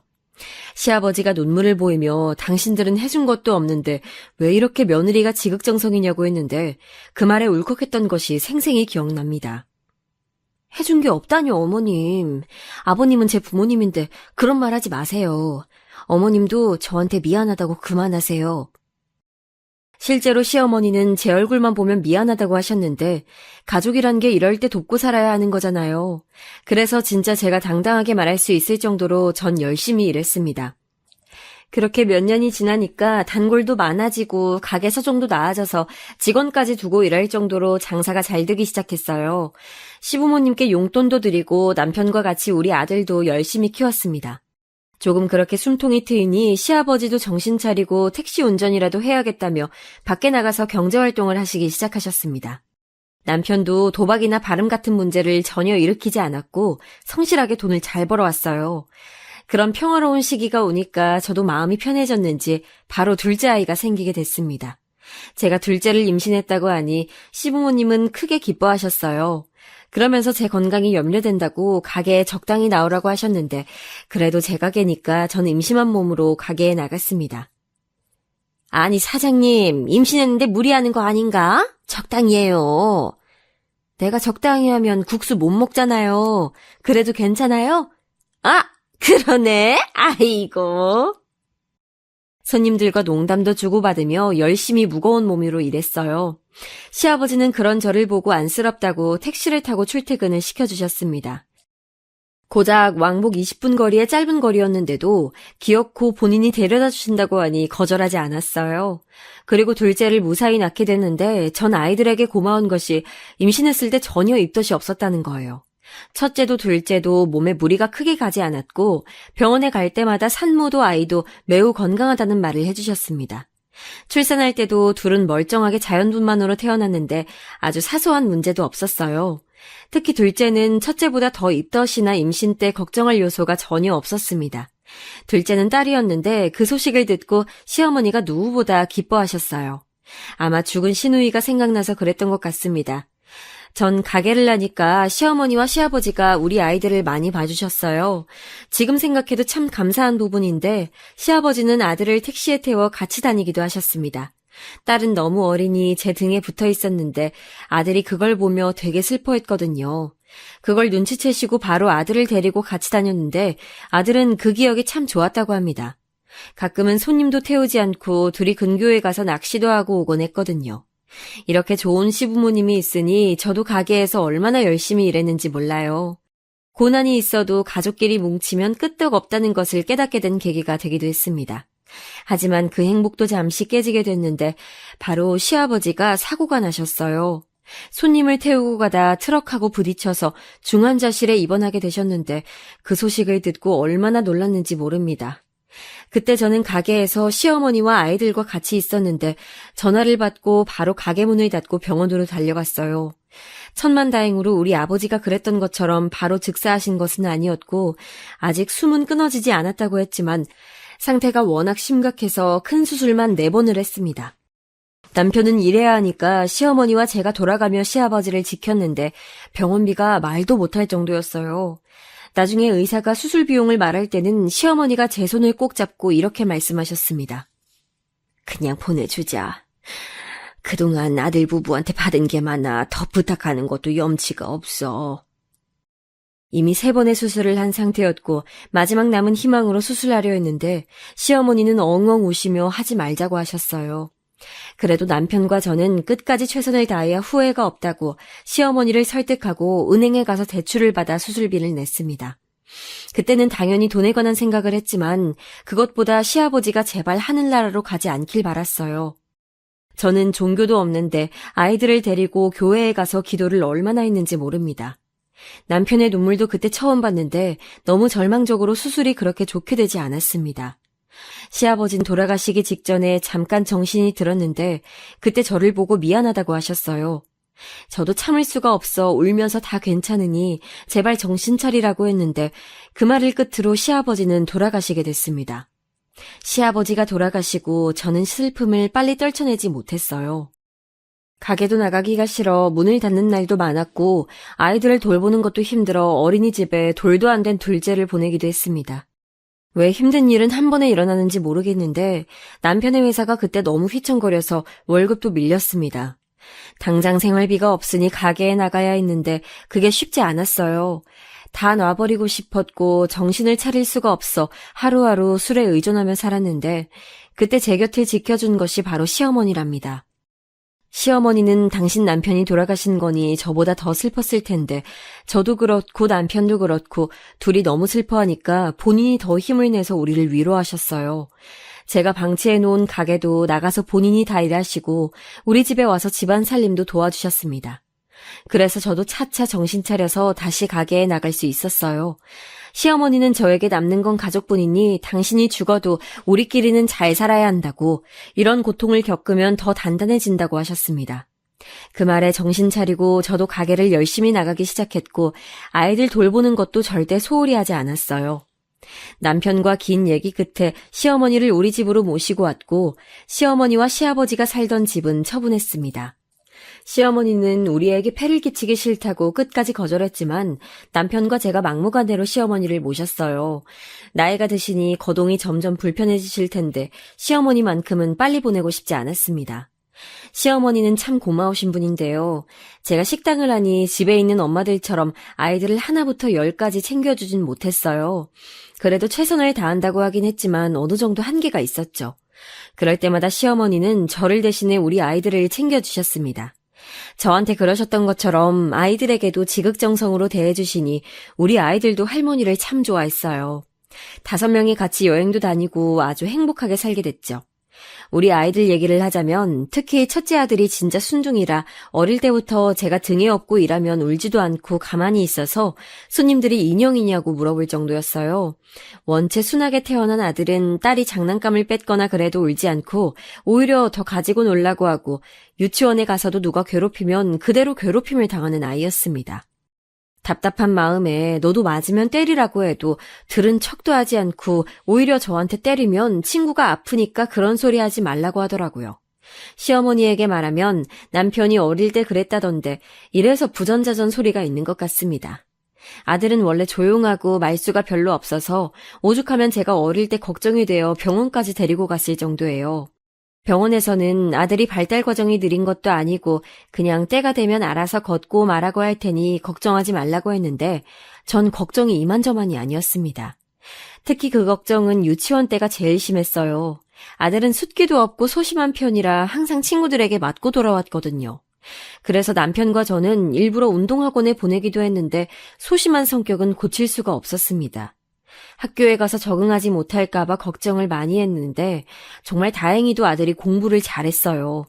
저는 사실 처음에 아들이 1등을 했다는 소식을 듣고 믿지 않았습니다. 근데 진짜로 아들은 조용히 하교하고 돌아와서도 혼자 집에서 공부하고 숙제하고 도서관에 가서 책을 읽었어요. 남편도 저도 아이들에게 공부하라고 압박을 주는 사람들이 전혀 아니고 시어머니도 전혀 그런 분이 아니라 아무도 아들에게 공부 소리를 하지 않았는데 자기가 나서서 그렇게 하더라고요. 아이가 공부를 잘하는데 싫어할 부모가 어디 있겠어요? 또 우리가 살던 동네가 워낙 좁아서 한 다리 건너면 다 아는 사이였는데 그래서 손님들이 이 집 아들이 1등이라며 소리를 하면 저도 모르게 입이 찢어질 정도로 웃었죠. 그렇게 넉넉한 형편은 아니었어도 공부한다는 아들에게 적어도 누가 되진 않아야 한다는 생각에 더 열심히 일했습니다. 그래서 힘들어도 힘들다고 느끼지 못했죠. 조용하고 공부만 하는 아들과 달리 딸은 억세고 장난기도 많았습니다. 저와 남편이 매일 하던 말이 오빠 괴롭히지 말라는 소리였을 정도였죠. 딸은 오빠를 괴롭히는 사람이 있으면 가서 자기가 때릴 정도로 강한 아이였어요. 공부를 그렇게 잘하진 않았는데 그래도 사교성이 좋고 부침성이 좋아 친구들이 매우 많았습니다. 선생님들한테도 예쁨을 많이 받고 교우 관계가 워낙 좋아 큰 걱정은 없었어요. 공부는 오빠가 잘하니까 자기는 연예인이 되겠다고 하던 딸을 보며 저는 어이가 없기도 하고 웃기기도 해서 얼마나 웃었는지 모릅니다. 실제로 딸은 평균보다 성적이 좋지 않았는데 남편과 저는 아무 상관이 없었어요. 우리가 그래도 집에서 계속 웃으며 지낼 수 있는 이유는 딸이었으니까요. 시어머니도 어쩜 저렇게 한 배에서 나왔는데 둘이 성격이 다르냐며 신기해하셨습니다. 그렇게 아들이 중학교를 졸업할 때까지 우리는 평범하고 행복하게 큰일이 없이 살아왔어요. 아들은 공부를 잘했으니 학교에서 저를 선생님이 부르셔서 찾아갔더니 기숙사가 있는 명문고등학교에 보내는 게 어떠냐고 하더라고요. 그 말을 듣고 남편하고 수소문해서 알아봤더니 실제로 좋은 학교였는데 문제는 돈이었습니다. 남편도 회사에 다니고 저도 가게를 했지만 그렇게 넉넉하진 않았거든요. 시어머니도 그때 한창 허리가 안 좋으셔서 병원비도 만만치 않았습니다. 그때 그런 우리 사정을 잘 알았던 건지 아들이 먼저 우리에게 말을 꺼냈어요. 엄마, 아빠, 난 그냥 집 앞에 있는 고등학교 갈래요. 괜찮아요. 어딜 가도 내가 잘하면 되잖아요.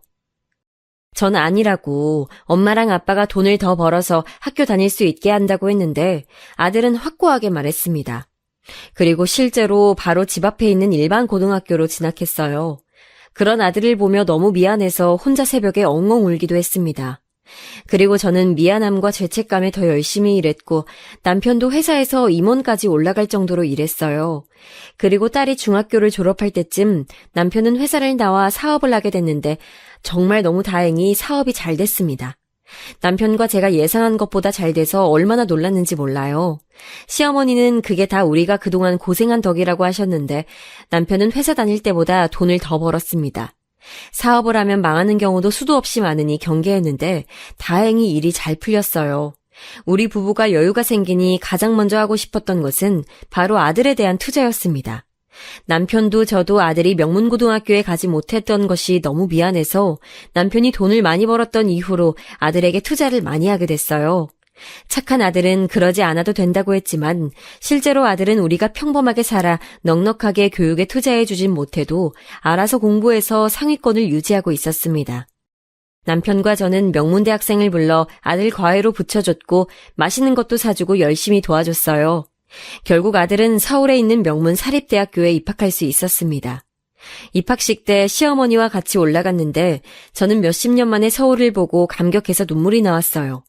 그때는 혼자 돈 버느라 바쁘게 옥탑방에서 회사에 다녔는데 똑같은 나이에 우리 아들은 대학에 다니니 감회가 새로웠습니다.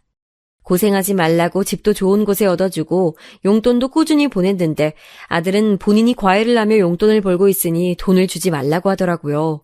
사는 게 바빠 많이 챙겨주지 못했는데 어떻게 저렇게 잘할 수 있는 건지 아들에게 마냥 고마운 마음뿐이었습니다. 남편은 사업이 잘 되니 저에게 국수 가게를 접는 것이 어떠냐고 말했어요. 전 가게를 운영하며 정도 많이 들었고 단골 손님이 많아 처음엔 거절했습니다. 하지만 시어머니의 건강이 날이 갈수록 나빠지기도 했고 저도 나이가 드는 건지 몸이 성하지 않아 결국 가게를 접게 됐어요. 그리고 남편이 벌어오는 돈으로 시어머니를 모시고 병원에 다니고 저도 그동안 못했던 취미생활도 하고 지인도 만나면서 지내게 됐습니다.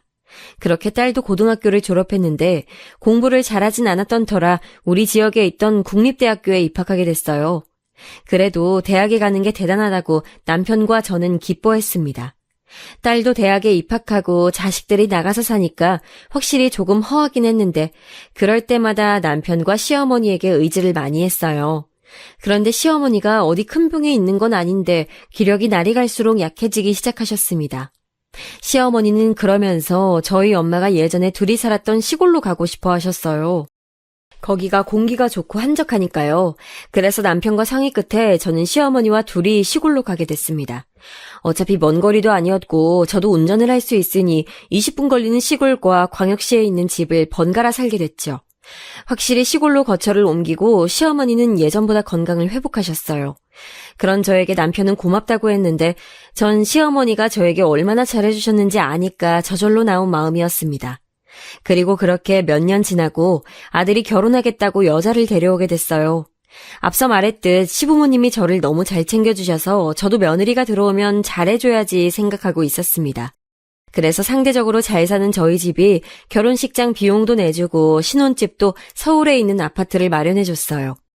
예단은 생략했고 아들 부부가 잘 살면 그것보다 좋은 게 없다며 너희들끼리 알아서 잘 살라고 했습니다.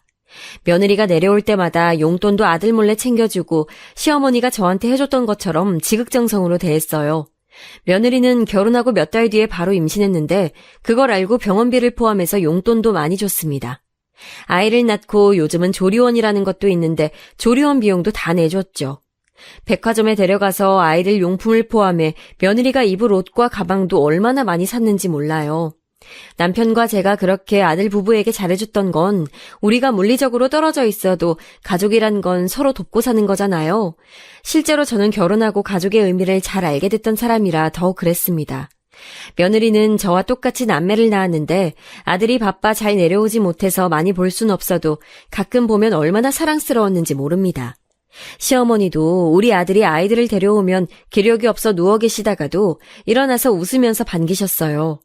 슬프게도 시어머니는 첫째 손주가 유치원에 들어갈 때 돌아가셨습니다. 시어머니는 암에 걸려서 고통스럽게 돌아가신 건 절대 아니었고 노안으로 돌아가셨어요. 마지막까지 제가 옆에 있었는데 시어머니는 본인 아들인 남편보다 제 손을 꼭 잡고 계셨습니다. 그래도 우리 부모님을 떠나보내고 시아버지도 떠나보내니 죽음은 처음이 아니라 나름 익숙한데도 눈물은 멈출 수가 없더라고요.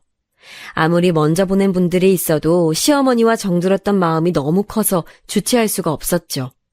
그렇게 시어머니를 보내며 전 마음속으로 더 다짐했습니다. 우리 며느리에게도 우리 시어머니가 나한테 그랬던 것처럼 잘해줘야지 생각하며 며느리가 명절에 내려오면 진짜 손에 물 한 방울 묻히지 않았어요.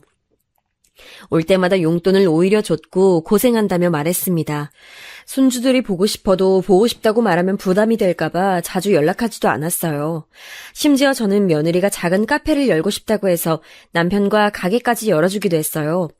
주변에서는 며느리가 불려오라고 했는데 전 그런 지인들에게 그런 소리 하지 말라고 일부러 말하기도 했습니다. 그냥 진짜 좋은 마음으로 베풀었던 거예요. 그러던 어느 날 사건이 일어났습니다. 시댁 친척 결혼식이 있었어요. 마침 그게 또 서울이었고 아들 집과 5분 거리에 있는 곳에서 한다는 말을 듣게 됐어요. 남편은 일하느라 너무 바빠 올라가지 못할 것 같아 혼자 가게 됐는데 마침 또 아들은 주재원으로 외국에 나가 있어서 아들 집에는 며느리와 아이들만 있었습니다. 그때 한창 며느리도 그렇고 손주들도 그렇고 제가 2년을 못 보고 있어서 오랜만에 얼굴이나 볼까 싶어 올라갔어요. 사는 게 바쁘기도 하고 며느리가 아이들 교육에 관심이 많아 신경을 쓰는 것을 아니까 간 김에 용돈도 많이 주고 오려고 남편에게 말해 봉투까지 챙겨서 올라갔습니다. 당연히 미리 말하고 올라갔는데 오랜만에 보니까 시골에서 반찬도 많이 해서 가지고 갔어요. 기차를 타고 서울에 도착했는데 너무 번화가라 사람이 어찌나 많은지 정신을 차릴 수가 없었습니다. 그래도 반찬통을 끌어안고 겨우 택시를 타고 도착해서 문을 두드렸더니 한참 뒤에 며느리가 문을 열어줬어요. 어머님 오셨어요? 들어오세요.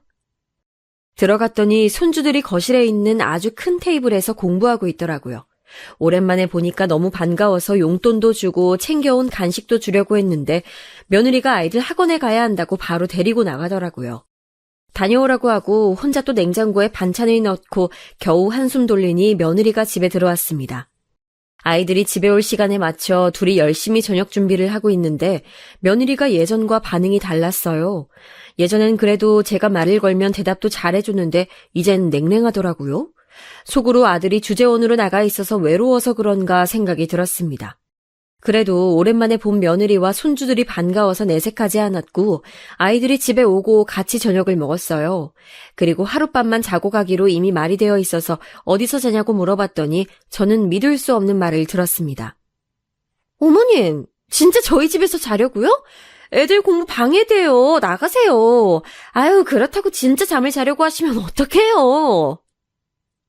저는 손주들 앞에서 저런 말을 들으니 민망하기도 하고 당황스러워서 한마디도 하지 못했어요. 가만히 있는 저에게 아파트 옆에 모텔이 있다고 저에게 3만 원을 주며 가라고 하더라고요. 심지어 그 집은 저와 남편이 사준 아파트거든요. 그런데도 하룻밤도 재워주지 못한다고 나가라는 며느리를 보며 너무 서러웠습니다. 물론 무언가를 바라고 한 행동은 아니지만 그동안 며느리에게 물질적으로도 심적으로도 정말 부족함 없이 잘해줬거든요. 네가 어떻게 그럴 수 있냐고 하려다가 그냥 저 혼자 꾹 참으려고 이를 악물고 나가려고 가방을 찾고 있었습니다. 며느리는 안방 문을 닫고 들어갔고 전 눈물이 나오는 것을 꾹 참고 손주들의 얼굴을 한번 쓰다듬고 나가려는데 갑자기 어린 손녀가 저를 붙잡더니 말을 꺼냈습니다. 할머니, 엄마가 맨날 이상한 아저씨 데리고 와요. 우리 아빠는 언제 집에 와요? 뭐? 그게 무슨 말이야? 엄마가 밤만 되면 아저씨 데리고 집에 오는데 무서워요. 오늘도 그럴 것 같아요. 가지 마요, 할머니. 믿을 수 없는 말에 전 바로 며느리를 찾아 안방으로 가려다가 만약 이게 사실이라면 증거가 필요할 것 같았습니다. 그래서 손주들을 데리고 며느리에게 말하고 오늘은 내가 데리고 가겠다고 했어요. 그랬더니 며느리는 손을 휘휘 저으며 알아서 하라고 하고 전화하기 바쁘더라고요. 집을 나와 아이들에게 물어봤더니 손녀의 말대로 손자도 그게 사실이라고 말했습니다. 전 모텔에 아이들을 데리고 가서 절대 나오지 말라고 하고 아파트로 가서 기다렸더니 진짜 제가 아들에게 마련해준 아파트로 모르는 사람이 들어가더라고요. 바로 그 모습을 사진을 찍어 넣고 제 남편에게 전송했습니다. 당연히 남편은 바로 전화가 왔고 그 뒤로 무슨 정신으로 지냈는지 모르겠어요. 아이들의 진술도 있었고 결정적으로 제가 찍은 사진도 있었고 무엇보다 며느리 핸드폰에는 바람의 흔적이 가득했습니다. 걸리지 않겠지 생각했던 건지 증거가 너무 많아서 골라내는 것이 오히려 힘들었어요. 남편과 제가 며느리가 부담될까봐 일부러 연락하지 않았었는데 그걸 이용한 거였죠. 심지어 남편과 제가 마련해준 카페에도 그 남자와 같이 일하는 모습에 입을 다물 수가 없었어요. 외국에 있던 아들에게 연락해서 상황 설명을 하니 한숨을 푹 쉬더라고요. 며느리는 처음엔 죽어도 자기 잘못이 아니라고 하더니 나중에 소송을 하며 재산 분할이 끝나자 그제야 자기가 미쳤다고 한 번만 용서해달라고 빌었습니다. 전 머리가 아파 변호사를 세워 해결했는데 결론만 말하면 며느린 결국 이혼당해서 쫓겨났습니다. 그동안 우리 아들이 벌었던 돈으로 그 남자와 얼마나 자기 돈인 것처럼 행동했었는지 아이들에게도 신경을 쓰지 않았더라고요. 공부하라고 학원만 계속 돌리고 식사는 제대로 챙기지도 않았다는 소리를 듣고 우리 손주들이 불쌍했습니다. 아들은 바로 한국으로 와서 아이들을 챙겼고 양육권도 지켰어요. 며느리의 발음이 충격이었는데 다행히 아들과 손주들은 금방 회복했습니다. 남편과 저도 옆에서 많이 도와줬어요. 며느리는 잊을만 하면 연락이 와서 한 번만 봐달라고 사정했는데 아들은 꿈쩍도 하지 않았습니다. 우리 재산으로 그동안 잘 먹고 잘 살더니 갑자기 빈털터리가 된 터라 아무래도 마음이 급했겠죠. 그래도 우리 가족은 아무도 흔들리지 않고 며느리를 쫓아냈습니다. 딸은 이 내용을 알고 참을 수 없다고 찾아가서 화내겠다고 해서 제가 말리느라 얼마나 고생했는지 몰라요. 제 사연은 여기까지인데 재밌게 들으셨는지 모르겠습니다. 앞으로 남은 인생은 남편과 우리 자식들 그리고 손주들과 행복하게 살도록 노력하려고요. 들어주셔서 감사합니다. 다들 몸과 마음 둘 다 건강히 지내시길 바랄게요.